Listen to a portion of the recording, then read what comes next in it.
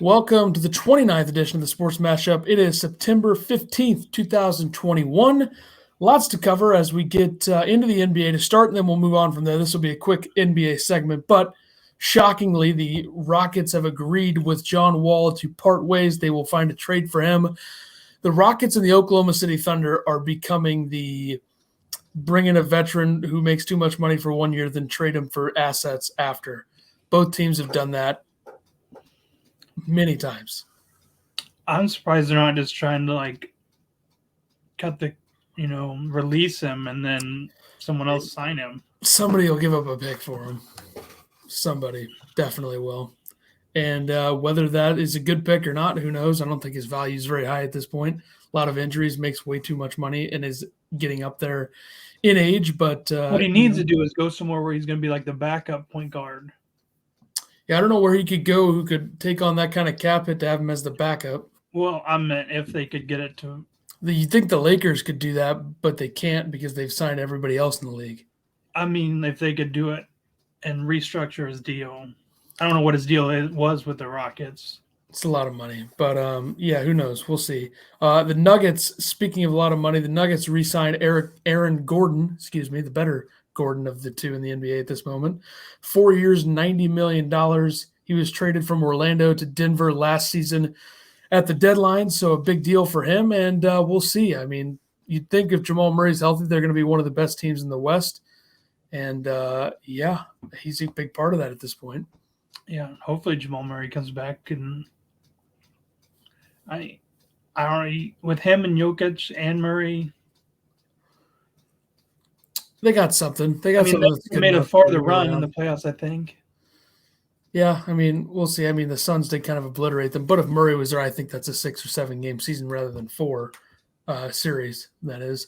Okay, let's go to the NFL. Week 1 is in the books. A lot of weird things happen. A lot of interesting tidbits. You started with Bucs and Cowboys. The Bucs obviously winning on the field goal to win it at the end. I will say I think the Cowboys were much better than I think a lot of people expected them to be. They easily covered the 8.5 that they were dogged on in the spread, which that's not even a phrase, but we'll go with it. So it was a good game. Their defense played a lot better than people thought. Then again, though, like Brady's 2 picks, the one, Leonard Fournette, if he catches that, he's gone.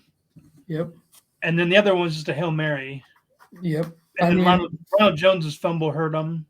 Yeah, the Bucs definitely helped the Cowboys defense out, but the Cowboys defense was so bad last year that it didn't take much for them to be better this year than they were last year. And Micah Parsons, he already made his impact there. He's good, yeah. He'll be really something in a few years, I think. They're good at – that's the one thing they've been pretty good at in Dallas is on the defensive side is developing linebackers. You look at Leighton Vander Esch. You look at what Sean Lee was for many years there. You look at Jalen Smith. Another Penn State guy. That's been something they've been good at. But the NFC North, a joke. And then also, just before we get to that, the Cowboys' offense looked better than everyone thought. Without running the ball well either. They did not run the ball They didn't well give the ball to Zeke that much. North dumped him. But the receivers, like Gallup played well, which last year he was like a guy a lot of people wouldn't even pick up for fantasy. It's all about Dak. Like, they know the receivers are great. They know their tight ends are good enough. They know the line's good enough. Was Dak going to be what he was? And I thought Dak was very good. And maybe that pregame workout they have him on now where he's on like a pitcher's warm-up because of his lat issue. Yeah. Sure, it's helping in some way. I mean, he played very well for someone who came off of that injury not that long before in terms of the usual timetable. Yeah, the NFC North, what a joke. I mean, they did not play well. You had the Vikings lose in overtime. You had the Lions were getting destroyed, came back and lost by 8. The Bears got blown out, and the Packers got more than blown out. The Packers got absolutely destroyed. And that's one of those things where it's like you can't show up and think that you can just win and not try. I think the Packers had that mindset for some reason. And they were moving the ball better at the end of the first half, and then Rodgers comes out, moves the ball into the red zone, then throws an uncharacteristic pick. He did say on the Pat McAfee show, double nut shot is the reason that happened. I agree. I saw the replay. Double nut shot under or threw it behind Devontae. I will say that. The second one was just, I don't know what he was doing. He overthrew MVS by about 40 yards. But, the Packers defense sucks. I won't panic yet. If they lose to Detroit Monday night, then we have a serious issue. But the NFC North is terrible. All I will That should say help. is Aaron Rodgers killed me in fantasy. I had him and won. I had him and Tunyon. I had him and Aaron Jones and won. Let's just get into this now before I get mad about it later. Going in or Monday night, going into with 8 minutes left, I needed 0.3 points to tie the game. I had Josh Jacobs going. Me too. He had nobody. Rodgers only gave me 1.32 points, and Tanyan didn't give me 2 either. I literally needed them just to hand it to Josh Jacobs and him get 4 yards, and then he could have sat. After he played well? Because Jacobs had 2 touchdowns, so is it after that? This is like with 7 minutes left in the fourth. Oh, okay. I'm down 0.3. He needs 4 yards. He needs just a catch. And then they had the ball first and goal on the 1. Carr tries sneaking it. Then they get a false start. And then they don't even give him the ball. He doesn't even touch the ball in OT. And I lose by 0.3 points. I mean, that's a tough break. I expected to lose going into Monday Night Football as well because my opponent had Lamar Jackson and Mark Andrews. And, Josh Jacobs got me enough to win. I won by 2. I had 111 points, which is terrible, but I still won. So Rodgers had 3 points. Aaron Jones had like 2 or 3 points, and I still won. So thank you, CeeDee Lamb and Travis Kelce, for helping me out. And, 1-0 in fantasy somehow. Hopefully Rodgers can actually, throw some touchdowns against the Lions. That'd be a step in the right direction, huh? Maybe to Tanya. That would be really nice. Well, they really set the tone on offense by one of Rodgers' first passes of the game was a drop by Tunyon. Plus, they barely had the ball. I mean, the Saints were controlling the ball the entire time. They got destroyed. If they lose to the Lions next week's episode will be something different when I'm talking about this team. Anyway, Matthew Stafford destroyed the Bears defense. That was embarrassing. That kind of shows you what Stafford could be with this good of a team around him and an actual, real, legitimate play caller. And was it the first play of the game? It was the first play of after the Bears drove down the field and threw a pick. First play of the game for the Rams. Yeah. Where he throws an absolute bomb. It might have been the second. I think it was the second throw. Second play. But he throws an absolute bomb. Yeah. And he threw another one later. Another Cooper Kupp was like 20 yards behind the defense. Yeah, I don't know what to make of the Bears. That was the worst too. Is I was up like 3 going after Sunday's slate of games, and then Sunday night he had Cooper Kupp, and I had Josh Jacobs going Monday. I'm like, he's projected 11. I'm projected 9. I'm like, hopefully Cooper Kupp doesn't go, and then he just decides to get like 9 catches. Yep. I hate that our league went to a PPR. It's a tough one. The rookie QBs had their struggles, and they lost. Zach Wilson, Mac Jones, and Trevor Lawrence all lost. Lawrence, I think, threw 3 picks. Zach Wilson threw a pick. I don't know about Mac Jones' stat line, but they lost by 1.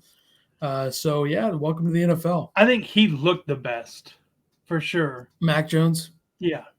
Yeah, I think overall, but I think the second half from Zach Wilson was like a better half than the other 2 had. Because Zach Wilson in the second half was really good. First half was bad. This is Trevor Lawrence's first loss. In the regular season at any level. Yeah. Through high school, college, and now he's 0-1 in the NFL. Welcome to the NFL, and your coach is an idiot. Yeah. And it's not going to last more than 2 years. In 9 years, this is your first loss. It's the way it is, I guess. The NFL game's a little different, I think. So, plus, he didn't play his freshman year, did he? Or did he at Clemson? I think he did. Well, they lost the national championship, and they lost a playoff game. So that was his first regular season loss, but only like his 3rd loss overall or 4th loss overall. So still not very many. Chiefs-Browns game lived up to it, I think. 33-29, Chiefs win. Baker threw a pick in the 4th pretty much to end it. I thought the Browns were the Browns. They played the way I thought they would. They're going to be good. They probably should have won this game, for being honest, but Mahomes played well.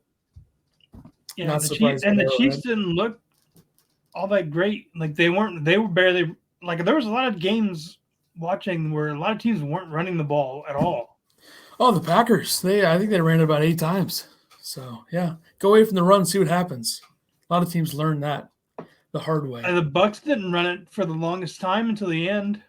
The Cowboys barely ran. It's a passing league, It's a passing league. Jameis Winston, under 150 passing yards and 5 touchdowns, and that's the last we'll talk of that.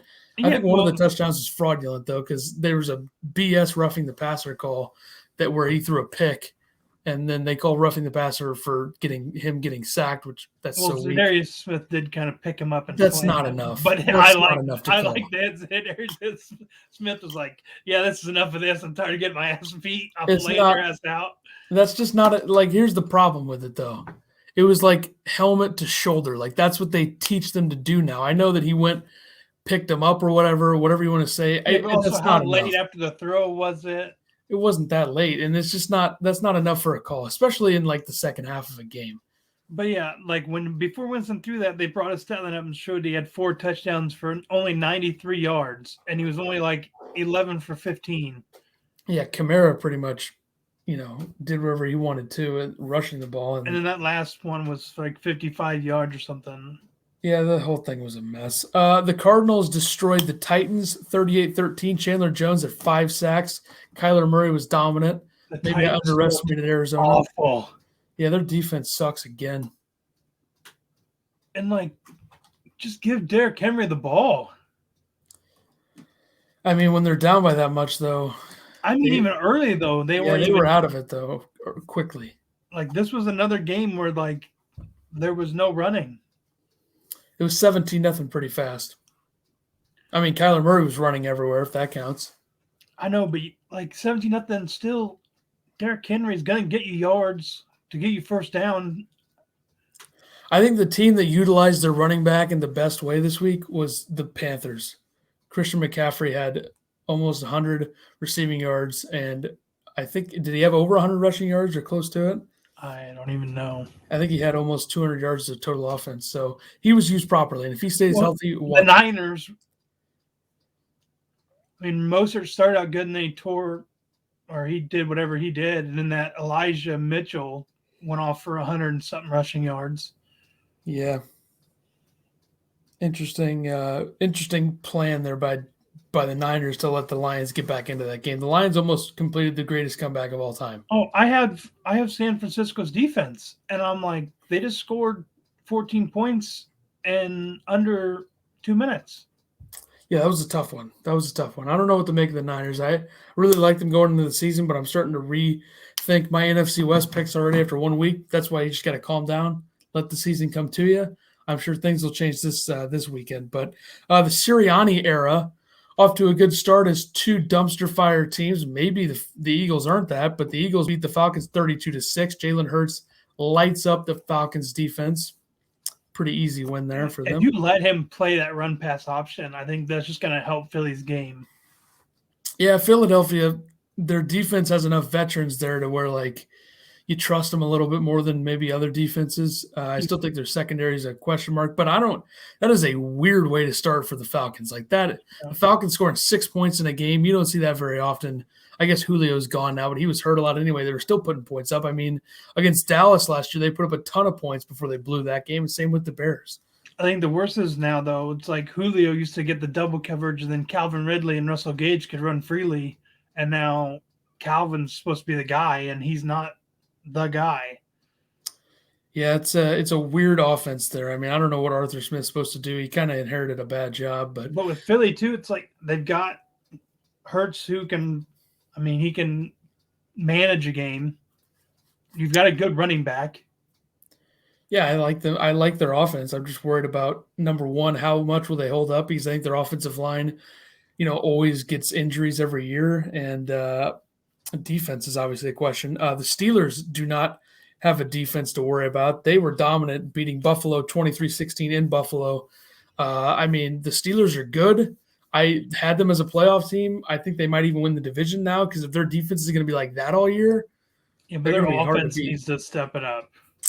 And I think that I still think that they'll be a little bit better on offense this year than they were last year, especially at the end of last year. I still think Najee Harris will get it going there, and there's But enough receivers. their offensive line needs work.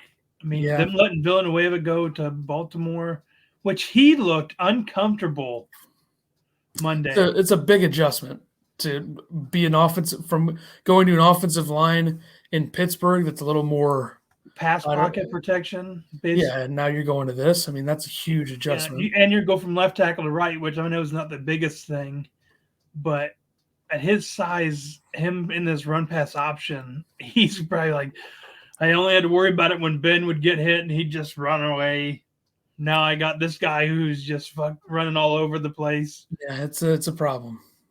Who knows? Maybe he'll adjust and figure it out. I think he's good enough to. But speaking of the Raiders and Ravens game, that was a pretty insane game. I mean, you thought it was over at the end whenever you had the short of the end zone with Edwards there, and then Derek Carr throws a tipped pick, and then the Ravens turn it over, and then the walk-off touchdown from Derek Carr to Zay Jones. I mean, the Raiders are going to be better than I think a lot of people thought. I still don't think they're going to be that good. But even before, like right before halftime, the Ravens tried. They kneeled the ball to go into half, and they were on like the 40. I don't know why that Justin Tucker didn't try kicking a ball to make that game go 20-10. Yeah. I mean, yeah, they were getting the ball back at half, so why not try getting 3 extra points? Yeah, it's a good question. I mean, if any kicker's going to try that, wouldn't it be him? It was within 60 in a dome. Yeah, they probably should have done that. That's a weird team. I don't know what to make of them. I had them I actually for our picks I had them making it the wild card. I had another set of picks where I had them missing and the Chargers making, so we'll see. We'll see what goes down there. And then in that game too, the Raiders lose 2 players. Their right guard Denzel Good towards ACL, he's out for the year. Gerald McCoy did something to his knee. He's out for the year. That's back-to-back years. McCoy, it's going to be out for the year. Last year, he was with the Cowboys. I'm pretty sure he got hurt in training camp or in preseason, was out for the year. So is retirement looming now for Gerald McCoy? You think so? He had a long career in Tampa. He wanted more money. He goes to Carolina. I don't know if it was 1 or 2 years he was there.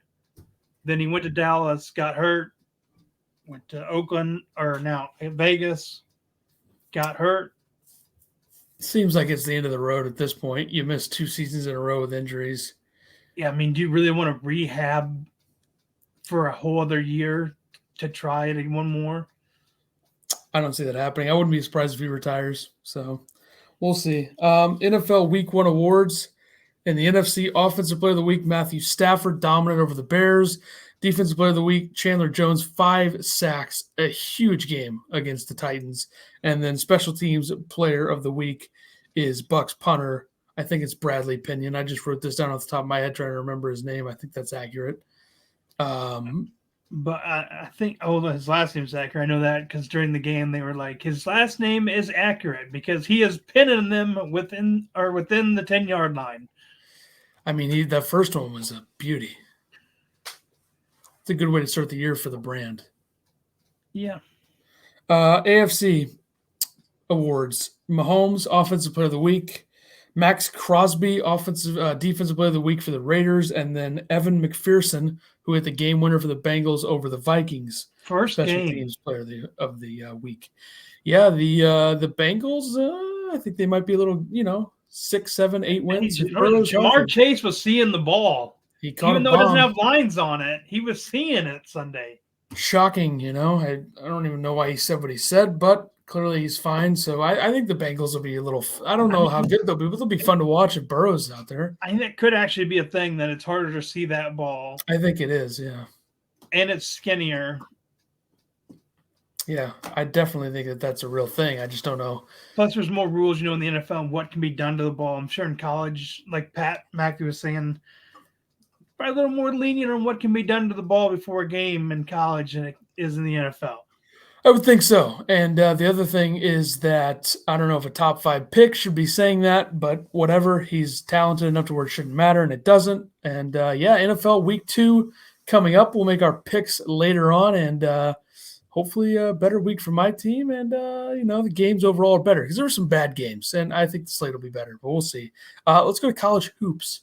Alabama's transfer from Texas Tech, Namari Burnett, to miss season with a knee injury. Very talented player. I wanted him at Illinois. Didn't happen. He goes to Bama. I thought he would be a perfect fit there.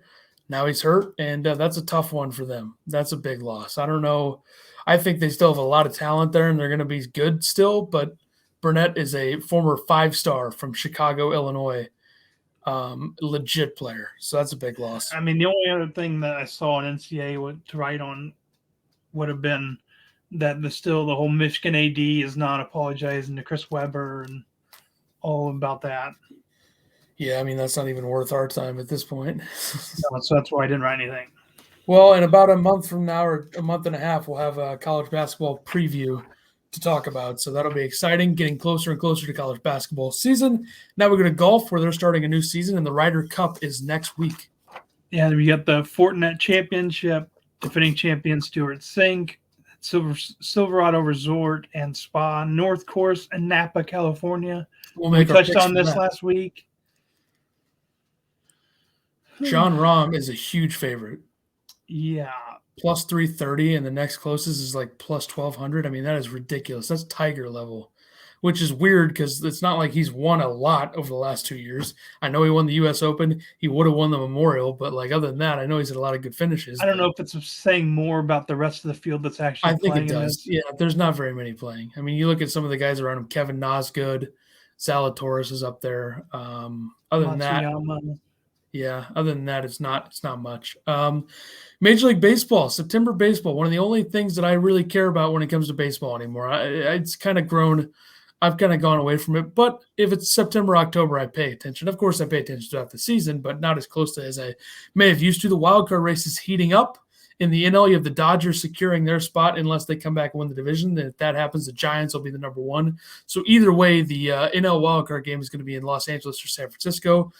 And, of course, like they always do, the St. Louis Cardinals pull you back in, and they're number 2 right now in the wild card, half a game ahead of the Reds and a full game ahead of the Padres. So every freaking year. I mean, I thought they were dead multiple times, and they just pull you back in every time. And I'm officially back in, so if they mess this up, I'm going to be very disappointed.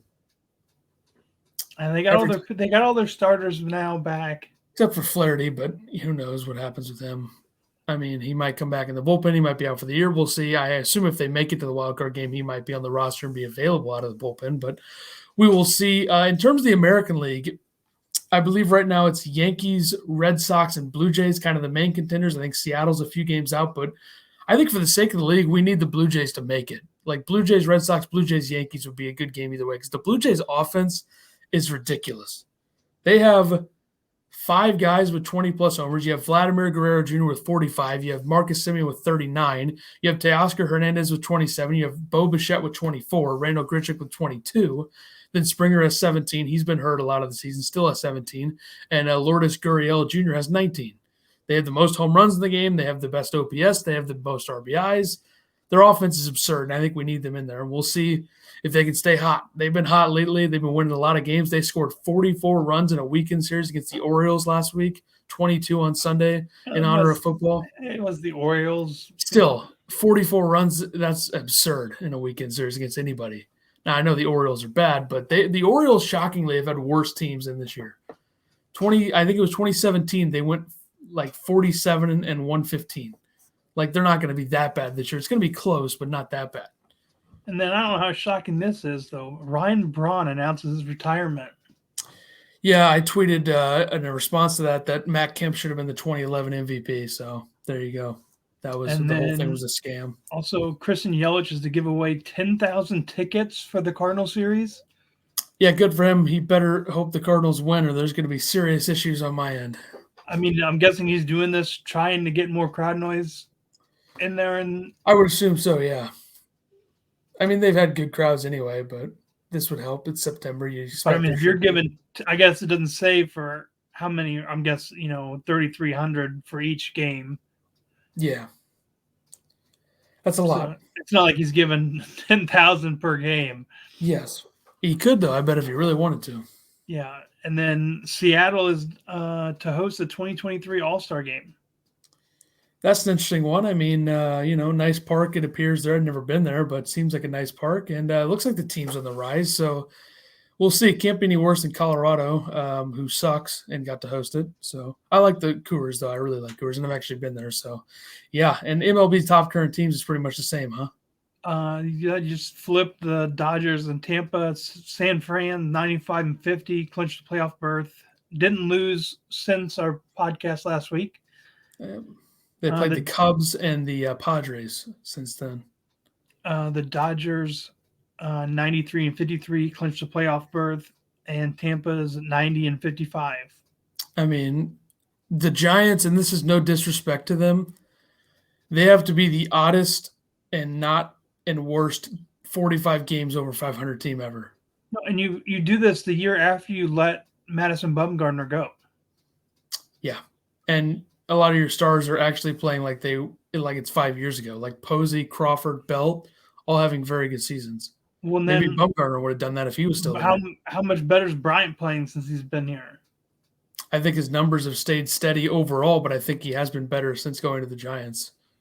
So it's amazing they're 45 games over 500. I don't know how far it goes in the postseason. I think it depends on if they run into the Dodgers in the NLDS or the Cardinals or the Padres or Reds or Phillies. Who knows? We'll see. All right, NHL news and notes real quick here as we are about 10 days away from preseason and a little less than a month away from the season. The Blues re-signed Tyler Bozak, 1 year, $750K. Obviously, third line or fourth line center, fine fit there. He'll be fine. And their head coach, my head coach, as you can see from my hat, not mine technically, but I'll just go with it like a fan would, expects Vladimir Tarasenko to be on the Blues to start the season. So 2 of the 4 teams that I root for had sagas with trades for both of their star players, and it looks like they're both going to stay. And so they signed another player. Did they do that? They signed oh my God, their old captain. Oh yeah, David Backes, 1-day deal to retire. So he could retire as a Blues. Good for him. I mean, I felt bad that he never got to win a cup here. Even though he was on the Bruins when they beat the Bruins, which is the shirt that I'm wearing. So there you go. Hey, shout out. Rub it in. Done that 3 or 4 times in the history of this podcast. We're not even 30 episodes in. So there you go. When the Blues and Bruins doesn't even count the other when we had the other podcast. True as well. All right. Turner announced full NHL personnel for the beginning of their new deal with the league. Notables, their analysts are Wayne Gretzky, Anson Carter, who came over from NBC, Rick Tocchet, who was the head coach of the Arizona Coyotes, and people won't stop whining and complaining that they hired Paul Bissonnette, a.k.a. Biz Nasty, from the Spit and Chicklets podcast, which is the most popular hockey podcast in the world, and all these anti-Barstool morons are all mad about it. It's like, do you want more eyes in the game or do you not want more eyes in the game? It does surprise me, though, with this does surprise me, though, like with the way he acts and obviously, and his mouth. Like, I'm sure they're gonna have to like keep a buzzer when he's talking to like censor what he's saying. He does do Arizona Coyotes like radio, so he knows how to clean it up when he needs to. That's a skill that he has. Someone who doesn't know how to do that they should have hired is Sean Avery, but they didn't hire him. That would have been great. What a hire that would have been, but I don't think he could clean it up. And then their commentary duos, their main one that you'll see most of the season for these games, Kenny Albert and Eddie Olczyk, and then one that I think is going to be really good, Brendan Burke, who is the play-by-play guy for the Islanders on MSG, and then Darren Pang, who is the color analyst for the Blues on Bally Sports. So I think that's going to be a really good duo. I think both of those are really good. I think that's one area where they beat ESPN is the commentary duos. And we'll see. The Seattle Kraken signed young forward, still young and has kind of underperformed after being an absolute legend. I think he went to BU or Harvard, one of the two. Ryan Donato, 1-year deal. I'm going to find that out because he was an absolute legend in college. I think it was Harvard or BU. It was okay. Yeah, it was BU. No, it was Harvard. Damn it. I should have known that. He was drafted by the Bruins, and he's been everywhere since. But legend at Harvard, still young though. So, and the preseason starts September 25th. And with that, we go to college football, and I'll let you take this one.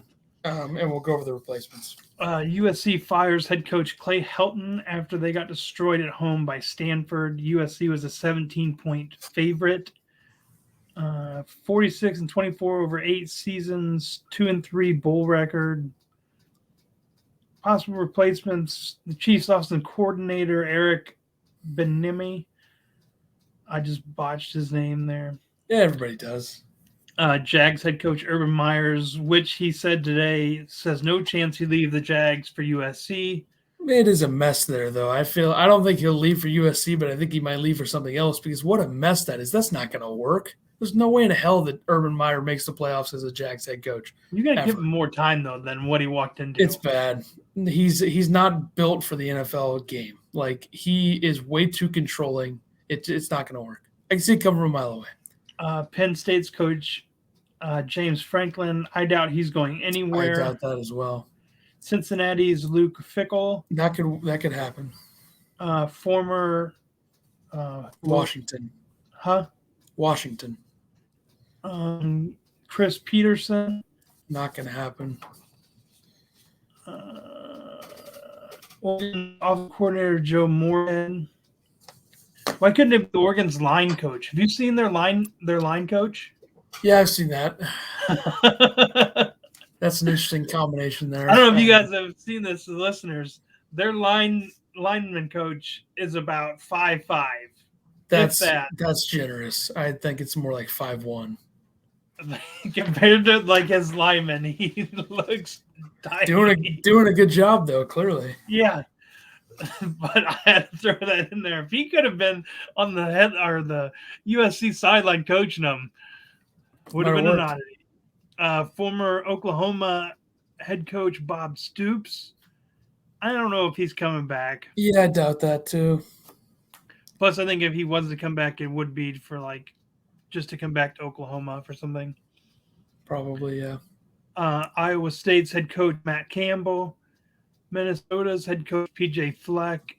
Utah's head coach Kyle Whittingham. Rutgers head coach Greg Schiano.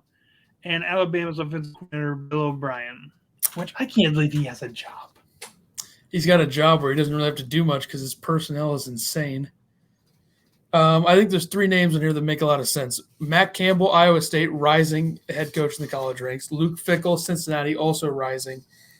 And then I think Bieniemy probably gets a serious look. He's from that area, so I could see that.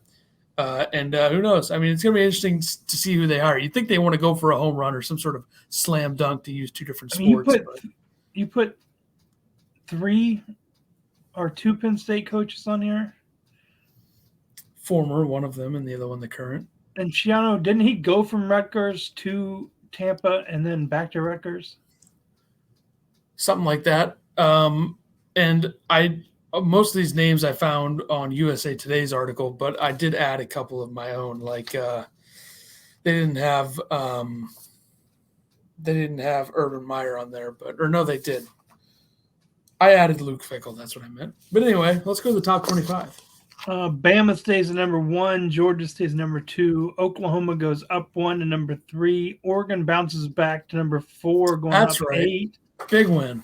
Iowa goes up 5 spots to number 5. Clemson stays at 6. A&M drops to number 7, drops 2 spots. Cincinnati drops 1 spot to number 8. Ohio State drops 6 spots to number 9. Penn State goes up 1 to number 10. Florida's up 2 to number 11. Notre Dame drops 6 spots to number 12. Almost lost to Toledo. Yeah, I don't know how they didn't get dropped further. UCLA up 3 spots to number 13. Iowa State drops 5 to number 14. Virginia Tech goes up 4 to number 15. Coastal Carolina up 1 to 16. Ole Miss up 3 to 17.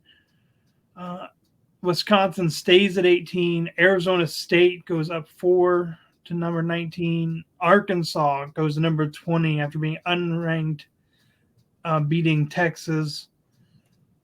UNC goes up 3 to 21. Auburn up 3 to number 22. BYU bounces into the top 25 at number 23 after being unranked. Miami drops 2 spots, number 24.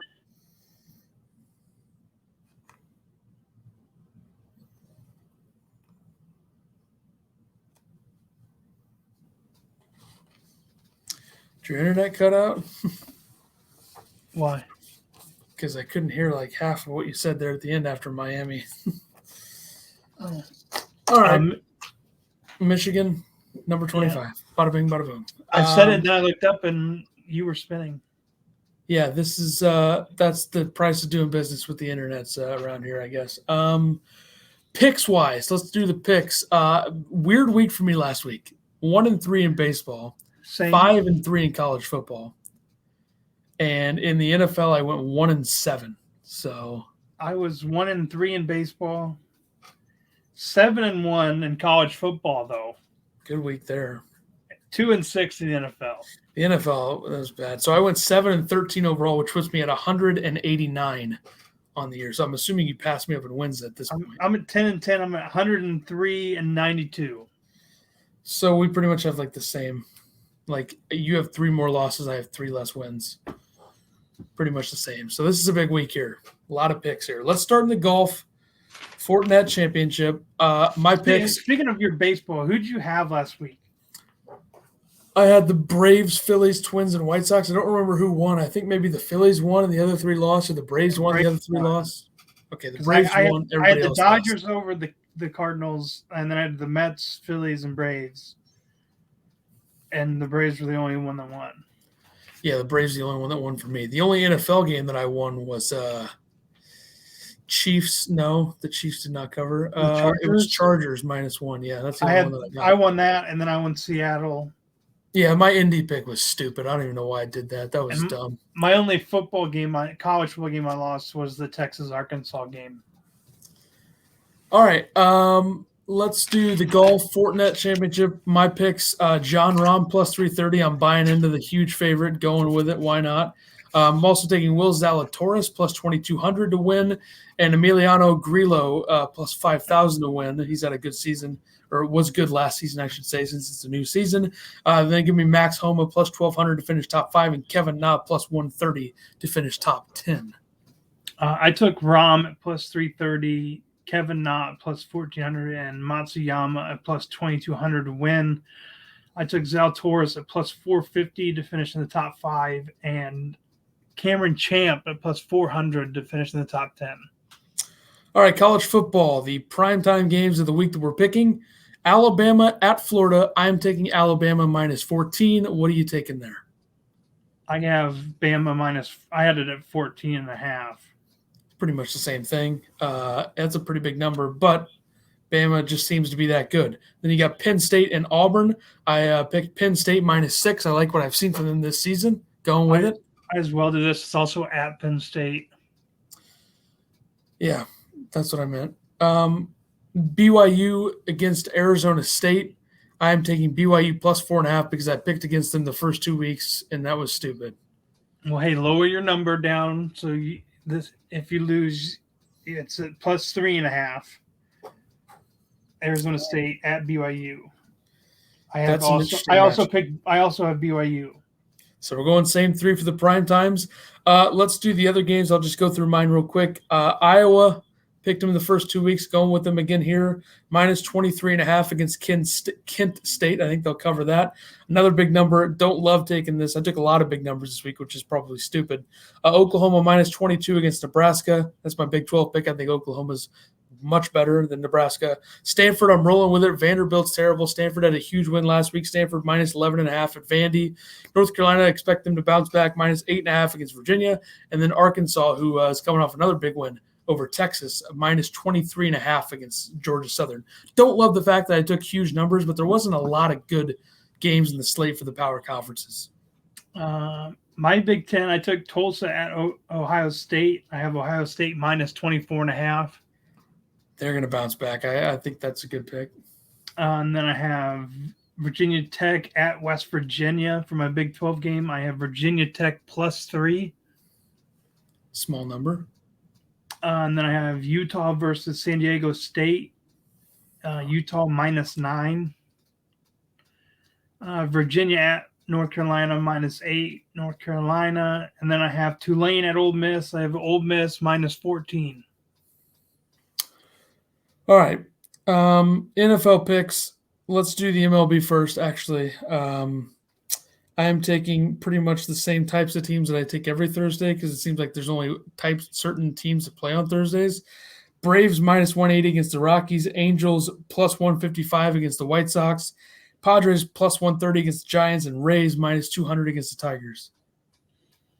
I have the Reds minus 145 over Pittsburgh. White Sox minus 180 over the Angels. Oakland minus 120 over Kansas City. And Houston minus 235 over the Rangers. All right, NFL picks. Thursday Night Football tomorrow. Giants, Washington football team. 3.5 is the line. Washington is the favorite. I am taking the Giants plus 3.5 to cover. I'm taking the Washington football team. Head-to-head, we'll see. And then my other 5 picks, I have the Rams minus 3.5 at the Colts, Bills minus 3.5 at the Dolphins, Cowboys plus 3.5 at the Chargers, Seahawks minus 5 against a dreadful Titans team, and I think this one's a layup with how bad Atlanta was. The Bucks minus 12 against the Falcons. So I got a lot of road teams and a lot of 3.5s on those picks. That's 12.5, by the way, the Tampa line. Well, I got it at 12, so I think they're going to cover either way. So I have the Rams minus 3.5 over Indy. I have the Patriots minus 6 over the Jets. The Saints minus 3.5 over Carolina. And Arizona minus 3.5 over Minnesota. And then I have the Bucks minus 12.5 over Atlanta. Chiefs, Ravens in Baltimore, Sunday Night Football. Chiefs are minus 3.5, and that's what I'm going with. I just think the Chiefs kind of own the Ravens at this point, so I'll take the Chiefs minus 3.5. I as well took the Chiefs. Monday Night Football, Packers, Lambeau, Lions. Packers always seem to have a little bit of trouble with the Lions at Lambeau on Monday nights, not on Sundays. They kill them. 11-point spread. I'm taking the Lions plus 11.5. I think the Packers will win. Hopefully they better, or there's going to be real issues. But I think the Lions can cover the 11.5. I think it's going to be like a 10-point game, maybe a touchdown game. I'm taking Green Bay minus 11. You better hope they do that. They need to win this game by 30, but whatever. Or just win. I mean, that would be cool too. I mean, I just want Aaron Rodgers to have a day. If not, I've got to pick up another quarterback fantasy. I think he'll follow up last week properly with a good game. You would think, but we'll see. All right, the big number 30 next week on the Sports Mashup. We'll be back to recap the NFL, college football stuff from the weekend, and the MLB race is only getting tighter, and then we're getting closer to college basketball, NBA, NHL coverage. So we'll see you next week for number 30 of the Sports Mashup.